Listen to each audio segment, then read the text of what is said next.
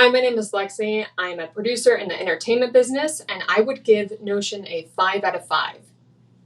We ended up using Notion because we, as producers, manage a lot of projects all at one time, and we needed something that could help us track all the individual elements of a project while also having a way to communicate changes remotely while everyone is working from home. So this was the easiest system in order to integrate all of our projects that we're tracking into one place and then also allow for communication across our staff. The reason why we loved Notion was it had this ability to set up relationships or relations between two spreadsheets.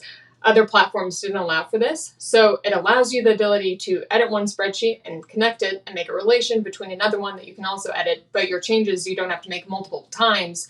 Your changes will be reflected all across the board. It's super easy and saves us a bunch of time. The one flaw I would say that Notion has is the inability to collaboratively write documents like Google Docs could. It's kind of hard, and the way that it formats text isn't necessarily easy for multiple people to edit the same document at the same time.